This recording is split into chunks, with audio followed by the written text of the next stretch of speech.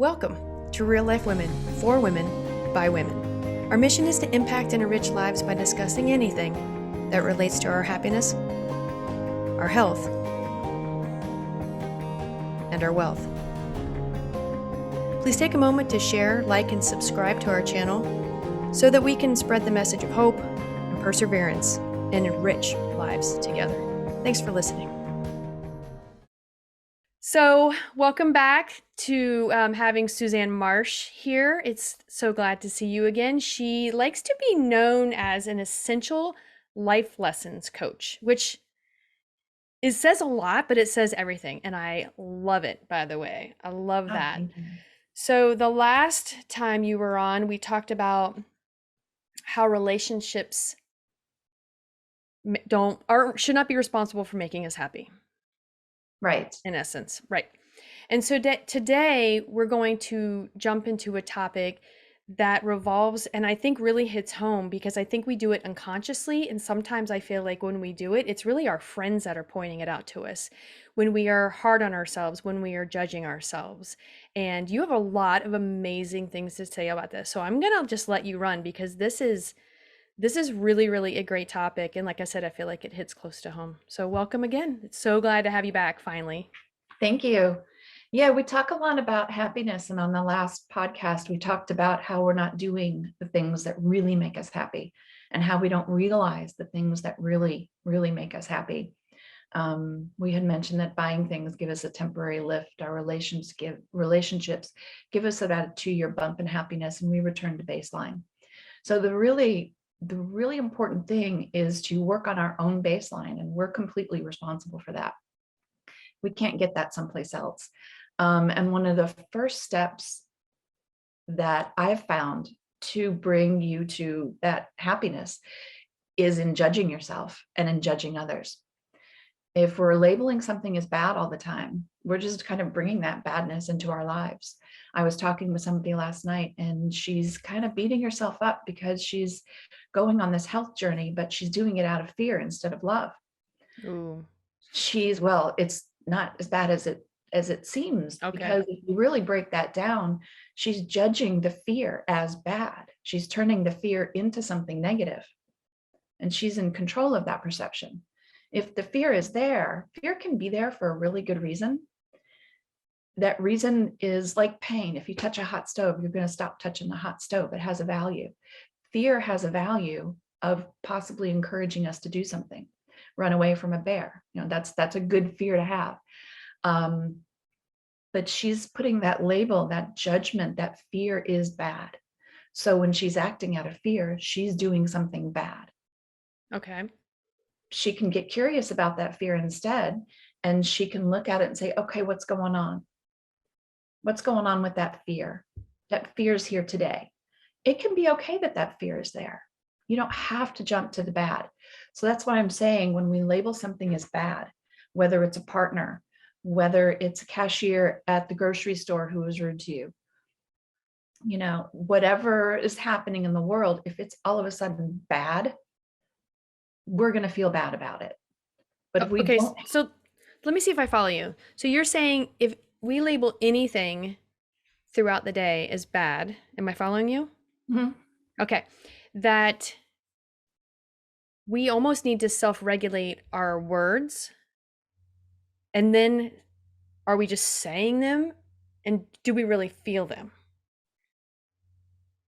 Right. Because then if we're like, okay, well, that is bad and it is tied to a feeling, I can actually feel something in there. And then you're self-regulating and identifying your feelings and then go from there, because then, well, I mean, if you're feeling bad, then that's not a good place to be. So am I following you?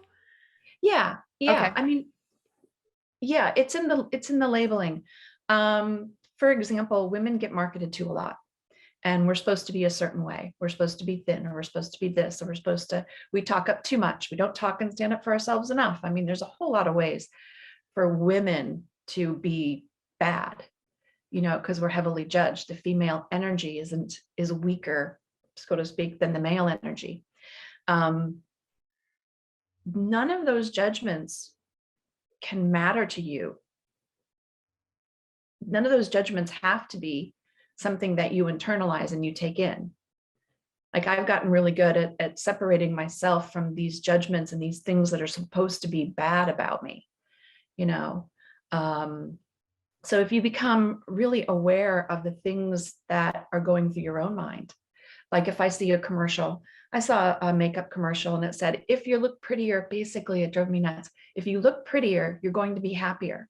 And I'm like, what an appalling message that is to send to women, that their happiness is based on being pretty. That's a Ooh, yeah. that's a pretty harsh, bad thing to take in about ourselves, you know, that what you can't be happy if you don't look a certain way. But the choice is whether we take that in or not, and we let those judgments settle with us. Very interesting. Very interesting. Yeah. Because I think it's just basically ingrained very young that, and then it's not necessarily just women, right? That we are hard on ourselves. Uh-huh. So at that point, that would be, I would say I don't judge myself, but I would say I'm hard on myself, and then I'm like, oh my God, I That's am a judging judgment. myself. Yeah. Yeah.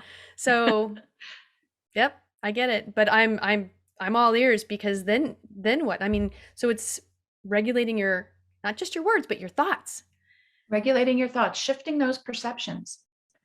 You know, when I see that commercial that says, if you're prettier, you'll be happier, I can shift my perception on that and not take it in. I can realize it as garbage messaging rather than letting it hit my ego and my soul and be a painful thing. Um, I'll tell you a quick funny story about judging. We don't know enough about anybody else to ever judge anybody. We don't know. And if you think you know somebody really, really well, the one thing you don't know is their future. You don't know what they're going to contribute to this world in the future. So we don't have enough knowledge to ever judge something. Someone cuts you off in traffic and you get angry about it. They could have just made a mistake. It has nothing to do with you and who you are and how your day is going. The Right. cashier that's rude to you, they're probably rude to quite a few people that day because something's going on in their life. It has nothing to do with us. So when we realize that what other people judge us for doesn't matter, then we can release ourselves from taking that judgment in, that judgment on the makeup. We don't have to let it matter. You know, that's just a marketing ploy to try to get us to spend our dollars. It has nothing to do with my happiness. So when we can separate ourselves first from other people judging us, that's important. But then we're judging ourselves as well. And any place you're judging yourself, it's a rejection or it's a lack of acceptance for something about you. And it probably came from childhood and that the way we were raised and the criticisms we heard or the for a lot of women not being allowed to speak up for ourselves very well. And then the judgments that are around that our voices are not enough. So the first step along that path for more happiness is to start working on the judgments that we have for ourselves. Yeah. Okay. So identifying them, do you recommend journaling? Do you recommend, what is the process, do you think, of working on, number one, catching yourself, and number two, like you're saying, is there some tricks to that maybe that you can say, I'm not owning that, or, I don't want to, I'm trying not to take something where I identify it and then go, oh, that's bad. Like I don't want to take a negative for a negative. I was like, okay, what would be a positive spin? Well, I'll tell you a quick little story first about judging, and this may help, but you do have to just start catching yourself doing it. And it gets easier and easier over time. But I'll tell you a quick funny story. I was doing an expo and I had a booth at an expo. And this woman was walking up and she had on the coolest outfit. And I thought, oh, this is awesome. She's probably, in my preference, the coolest outfit, right? Somebody Right. else might think something else is cool. So my immediate thought went, oh, she and I might have something in common. So I'm looking forward to talking to her. And she walked up to the booth and we start talking. And I said, I really like that outfit. She goes, oh, my daughter picked this out for me. She goes, my daughter thinks I have the worst taste in clothing. So she took me shopping and this is an outfit she put together for me for today. So I had judged her, even in a positive way. I had judged her based on this outfit that her daughter had picked out for her. And she had nothing to do with picking out that outfit. So that outfit really wasn't a reflection on what she would have chosen. So, I mean, that's just how we snap to these judgments. And even this one in a positive way. In my head, I went, oh yeah, you just judged. So I think that's really the first step also, is to realize the judgments and realize the harsh way we're talking to ourselves. If we talk to everybody in the world the way we talk to ourselves, we would have no friends. We're that bad when we talk Yeah. to ourselves. And it really does us a disservice. It really robs our happiness when we do that. And it robs us in our relationships, because if somebody, think of the friend who brought you soup while you were sick, and then a month later they do something, and in your head you're going, oh my God, that was so stupid. You really negated that positive thing that happened a while back. But if we don't go to the place where, oh, really, that was stupid, we go to the place of curiosity. Oh, why do you think that? What's going on with that? Is a much more positive way to interact with your friends and your partners, and especially for men judging women.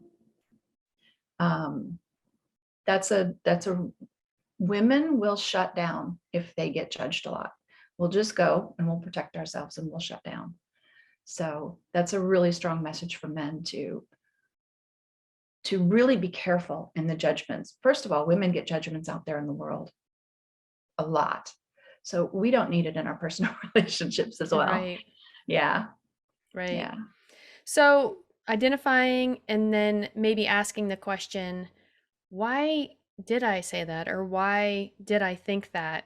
Instead of going, because I can almost see it almost like a negative on a negative, where you're like, you caught yourself doing it and then you're mad at yourself because you did it. Instead of going, I did it, I recognize it, but how can I spin it to something positive? And I guess it's really just, well, why did I say that? Was it Get just curious a about it. limiting belief? Yeah. So Yeah. I think I like that spin on it. It's almost like you have to get curious on it, or was I just unconsciously just saying words in an old behavior that I'd really like to get rid of, And that's gonna, I'm gonna assume, maybe it's just me, but that sounds like it's something that would take some work. It does. It takes practice. It takes practice. My dad and I had a problematic relationship when I was growing up, and he could trigger me, and I'd go right back into those old patterns. And there was a lot of judgment from him, and judging the female energy as less than. But now I can be around him, and he doesn't have the power to trigger me at all. The trigger's gone. So I can sit with him and we can have holidays and they're peaceful because there's no trigger left. It does take time. It does take practice, and it takes getting curious. When you actually look, don't treat it as something bad. Don't treat it as a foe. Don't treat it as, get curious. Oh, why do I think that? Why do I do that? And Right. that teacher is a friend. So you can Mhm. take that negative and you can turn it into a friend because it's your teacher. We talked about when I woke up back in 1999 and realized I repeated my parents' marriage. I was kind of hard on myself about that at the time. Looking back, it was one of the best things that ever happened to me. It started changing everything. It was a blessing. That bad marriage was a blessing in what it taught me. So if we can get curious and let these things teach us, then they do become a real positive in our lives. Perfect. Perfect. So I think we should end this one here because I'd love to change topics. And what's Okay. that next topic that we talked about? They can find on that next video. Oh, we talked about how goals are boring. Woo! Yes. And I'm really looking forward to this one. This one's going to be fun. So everybody, please like, share, subscribe, because one of the things I really have gotten out of this one that we've just spoke about is getting more curious, catching yourselves, getting more curious. And I love the fact that you threw in identifying your triggers. Huge. Self regulating triggers, all of those things. Oh, the Huge for greatest, growth.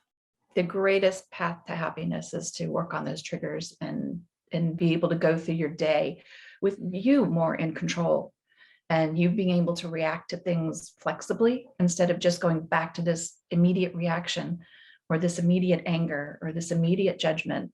So yeah, creating that space between those two is the way to start that practice. So good. So Yeah. good. Thank you so much. Thank you.